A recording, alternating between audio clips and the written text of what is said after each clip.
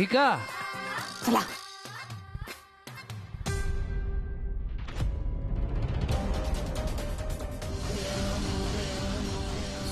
मी पक्की पुणेकर आहे, पण चांगली पुणेकर आहे. कोथरूडला घर आहे माझं स्वतःचं. पुलाच्या अलीकडे पण पुणे आहे आणि पलीकडे पण पुणेच आहे.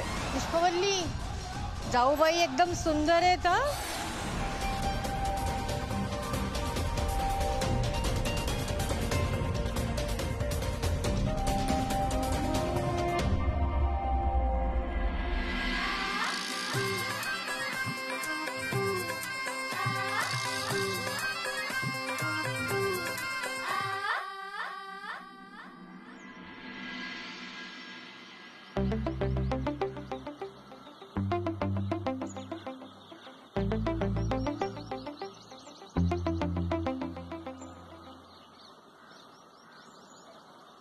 तुम्ही आत्ता बघत होतात का माझ्याकडे?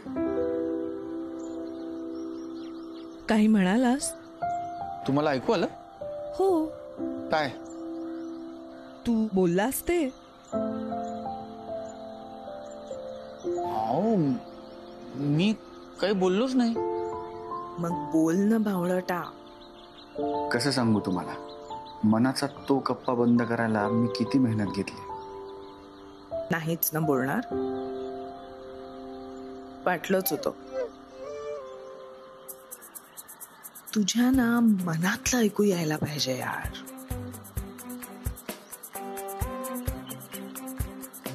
देवा, आता कुटुंबासाठी नाही स्वतःसाठी मागतोय. काय वाटेल ते झालं ना, तरी ह्यांना माझ्या मनातलं ऐकू येऊ देऊ नकोस रे बाबा. पाहता दाटले पुन्हा चांदणे राहिले कातरी मनातले सांगणे हरवते अन पुन्हा गवसते पुन्हा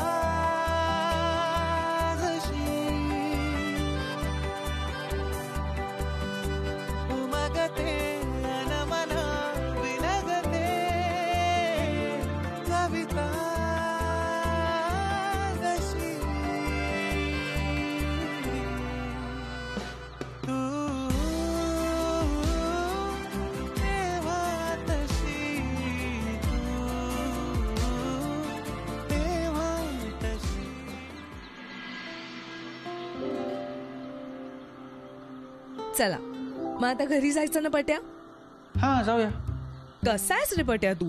तुझ्यासाठी मी इतकी लांब तडबडत आले, घाई घाईनं आले आणि तू साधा चहा विचारू शकत नाहीस.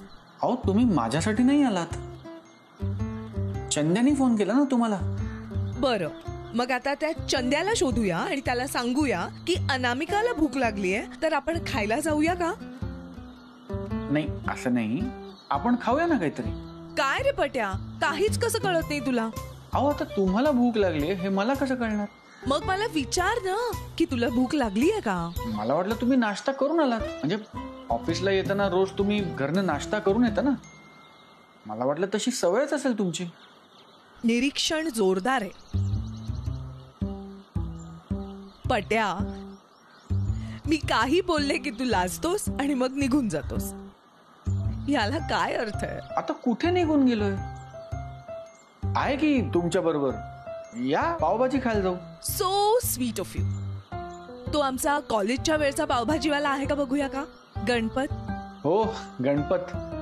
टेस्टी असते त्याची पावभाजी. हे मात्र खरं. त्याच्या कळकट मळकट गाडीवरच्या पावभाजीची चव 5 स्टार मधल्या पावभाजीला सुद्धा येणार नाही. कारण माहितीये, कारण त्याच्याकडे पावभाजी खायला तुम्ही ज्या मित्रमैत्रिणींबरोबर जायचात ना, त्यांच्यावर तुमचा जीव होता. तो तर होताच, पण कदाचित बस ऐवजी आम्ही चालत जाऊनचे पैसे वाचवायचो आणि त्यातून खायचो नाही पावभाजी, म्हणून असेल कदाचित. मग आजची पावभाजी सुद्धा छानच लागेल तुम्हाला. तुझी कंपनी आहे म्हणून? नाही नाही, मी सुद्धा अनेकदा बस सोडून पायी चालत जातो घरी आणि ते पैसे साठवतो म्हणून. असं बोलतोस जसा काही फार कमी पगारावर काम करणारा माणूस आहेस तू. नाही, पगार कमी नाहीये, पण जुन्या सवयी सहजासहजी मोडून टाकणारा माणूस नाहीये मी.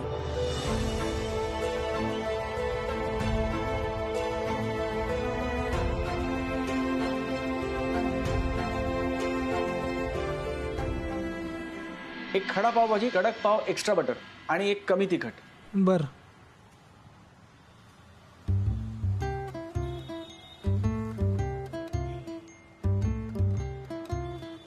काय बघताय?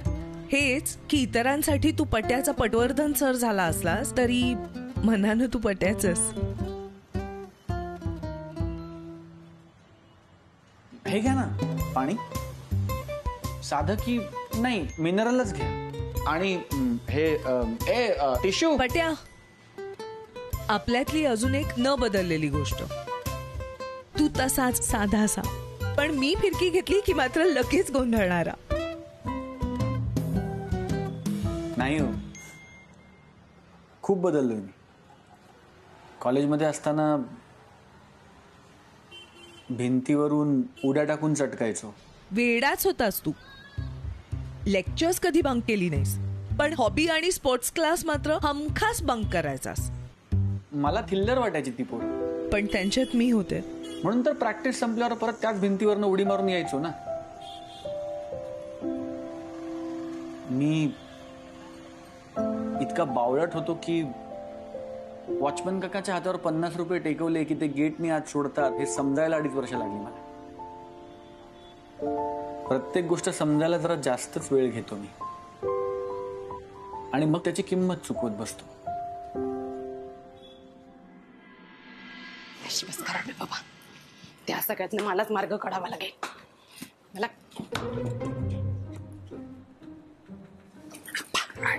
एक काम करा, तुम्ही इकडे थांबा.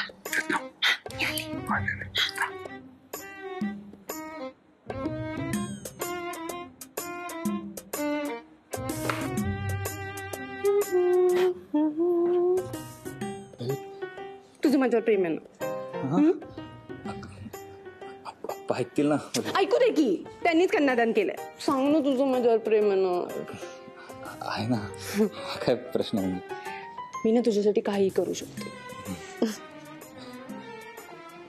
तू इतका सतत माझा विचार करतेस ना, मला कधी कधी खूप हे कधी कधीच वाटतं. नाही, सारखं सारखं वाटतं. जसं मी तुझ्यासाठी काही करू शकते तसं तूही माझ्यासाठी काही करू शकतोस.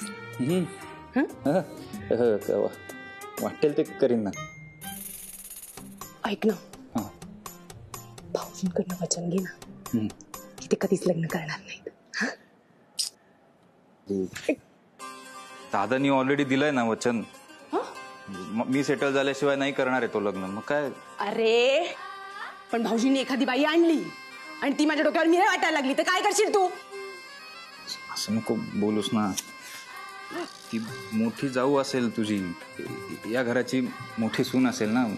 कर्म माझं मोठी जाऊ, या घराची मोठी सून.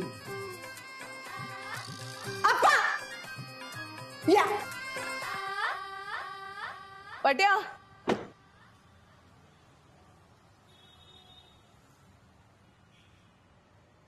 थँक्यू. अहो, तुम्ही मला घरी सोडलं, मी तुम्हाला थँक्यू म्हटलं पाहिजे.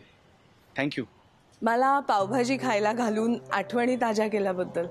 मी पण बऱ्याच दिवसानंतर गेलो होतो. छान वाटलं मला पण. गणपत दिसला नाही ने, पण पावभाजीची टेस्ट अगदी तशीच होती. म्हणजे गणपतच्या हातची लागायची ना तशीच. हा, गणपत काकांचा मुलगा सांभाळतो आता, पण गणपत काकांनी स्वतःच्या हाताखाली तयार केलाय त्याला. तुला काय माहिती रे आमच्या खाऊ अड्ड्याची माहिती? मी त्यांचा रेग्युलर कस्टमर आहे ना. आणि तुमच्या ग्रुप शिवाय बाकी कोणी तिकडे जायचं नाही असं आहे का? कॉलेज नंतर सुद्धा जायचंच वाटतं तू? हो, कॉलेजची आठवण आली कधी असंच तर जायचो. तुझी कमी तिखट पावभाजी नाही, खडा पावभाजी, कडक पाव एक्स्ट्रा बटर. आता 2 वेळचं जेवायला आपण या वेळेत भिका मागायला लावू? हा, स्वतःला तर 1.5 जमडीची अक्कल नाही. मी काय सांगते ते ऐकायचं नाही. एक गोष्ट लक्षात ठेव, मी माझ्या डोक्यावर कोणालाही मिऱ्या वाटू देणार नाही, कळलं? तो गणपत काकांचा मुलगा तुझ्या ओळखीचा आहे की नाही, त्याला सांग की जरा एक झकास पैकी एक्सप्रेसो मशीन लावा स्टॉलवर. हो खरंच सांगतो ना. पावभाजी नंतर कॉफी हवी होती नाही खरं तर.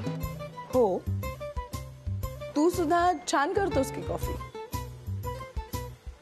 पट्या, घरी कॉफी प्यायला नेणार नाहीयेस का? तुला हिंट्स का नाही रे कळत? आज तरी मंडळींची ओळख करून देणार आहेस की नाही? तसं पाहिलंय मी. काय? घर रे.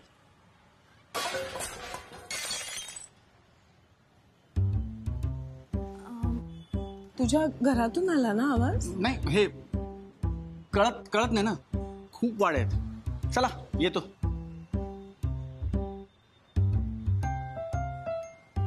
कसला आवाज होता?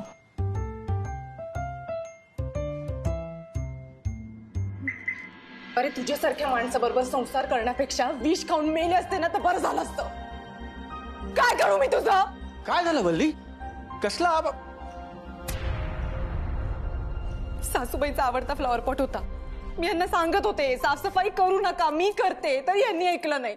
पाडला आणि फुटला. हात थरथरतात ना यांचे. काय करायचं आता?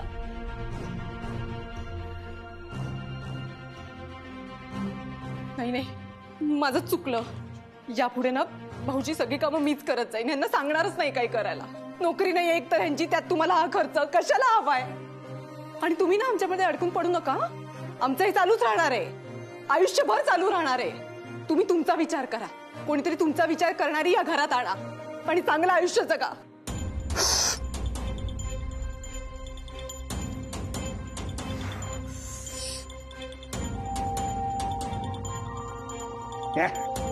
कठीण आहे, कठीण आहे, हे सगळं कठीण आहे.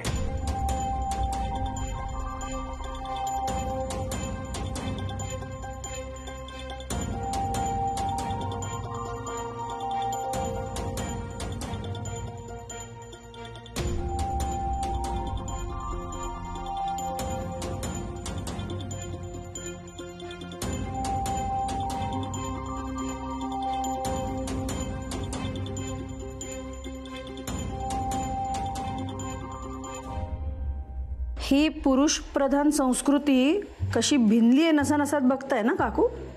कुठे कुठे बघायचं? अहो गेम मध्ये. अगं पण या गेम मध्ये तर फक्त या बंदुका आणि या इकडच्या तोफा यांच्याचकडे बघायचं असतं ना.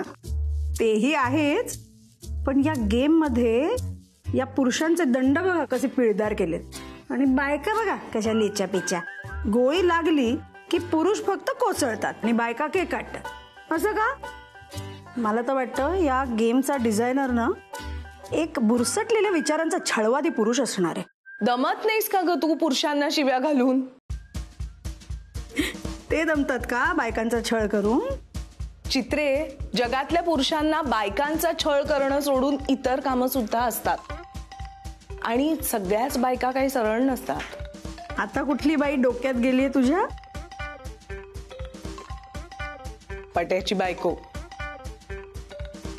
अगं आता त्याला घरी सोडलं मी तर त्याच्या घरातून भांडायचे आणि भांडी पडण्याचे आवाज येत होते. मग केलं असेल काहीतरी त्या पट्यानी. तो कशाला काही करेल?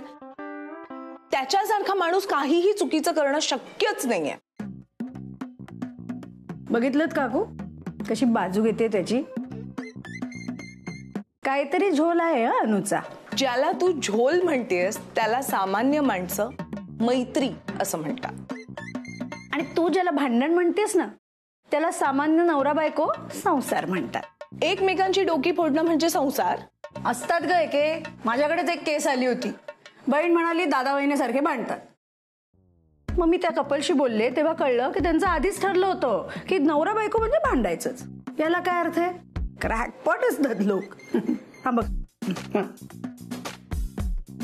पण थांबा थांबा.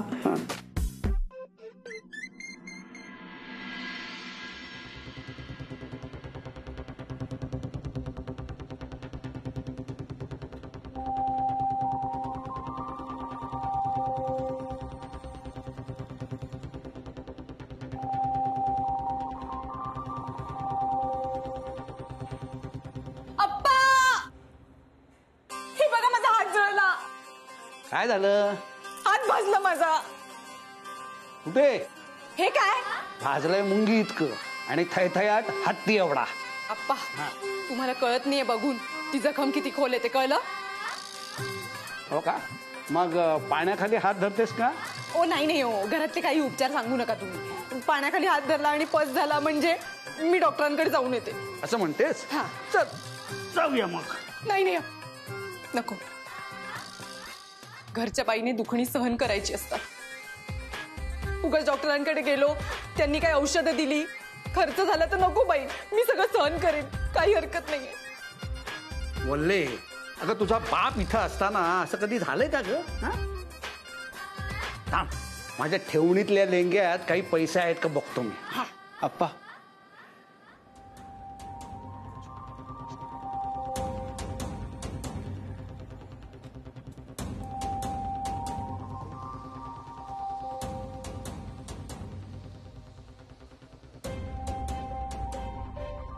घे वल्ली. भाऊजी, तुम्ही आमची किती काळजी घेता, खूप जपता आम्हाला. तुमच्या सगळ्या इच्छा पूर्ण होऊ देत. वल्ले, अगं सौरभरावांची हीच इच्छा आहे की तू दवाखान्यात जाऊन लवकर बरं व्हावंस. द्या ना, मी ठेवते.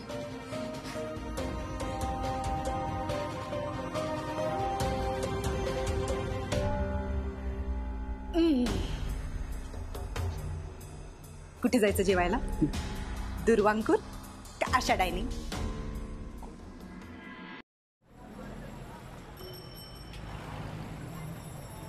हाय पट्या. काय रे, इतकं छान हाय म्हटलंय मी, तू पण म्हण की एक छानसा हाय. हाय.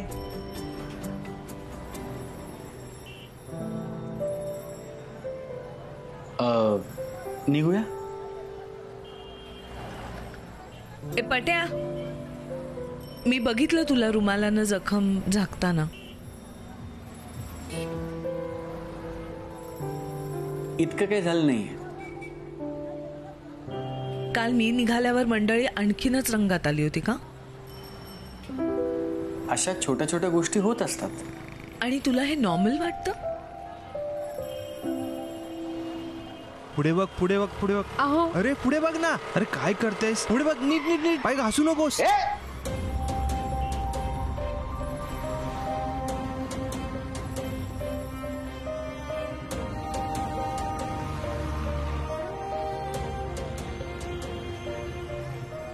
किती वेळा सांगितलं, म्हणून म्हणत असते जरा बायकोचं ऐकत जावा म्हणून.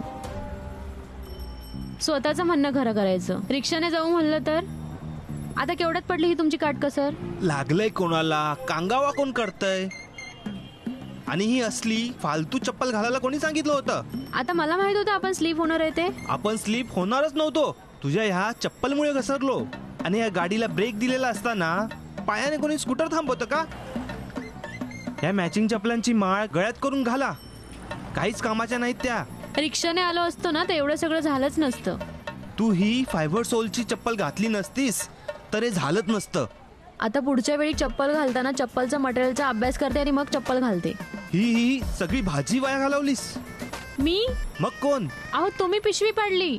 आणि हे मला खडचटलं त्याचं काय? हे सुद्धा माझ्या चुकीमुळे.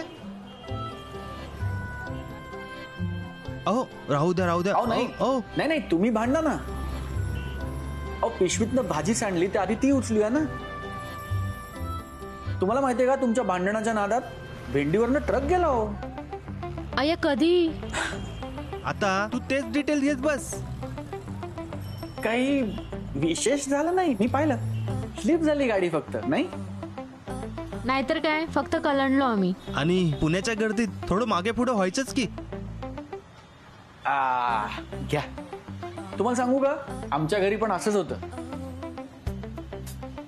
विषय काहीच नसतो खरं तर, पण भांड्याला भांड लागतं आणि भांडण होतं. अशा वेळेला ना एकमेकांसाठी केलेल्या चांगल्या गोष्टी आठवायच्या. म्हणजे हे काही माझं तत्वज्ञान नाही, माझी आई सांगायची मला. त्यामुळे मी तुम्हाला काहीतरी शिकवतोय असं प्लीज वाटून घेऊ नका. नाही हो, तसे चांगलेच आहेत ते. पण थोडंसं भांडलं म्हणून काय झालं? खरंय, माझे खांदे दुखतात म्हणून ती मला स्कूटर चालवू देत नाही. ती स्वतः चालवते. अहो मी काय म्हणते, आता या एरियामध्ये आलोच आहोत तर कुल्फी खाऊयात का आपण? आधी तुझ्या आवडीचे अनारसे समोसे आणि मग कुल्फी. बरं, बसा मागे आणि आता पिशवी पाडू नका.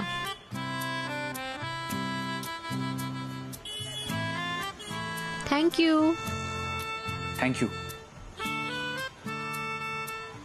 ब्रेक लावूनच गाडी थांबव. चपला नको घासूस म्हणजे झालं. झालं पुन्हा तुमचं सुरू?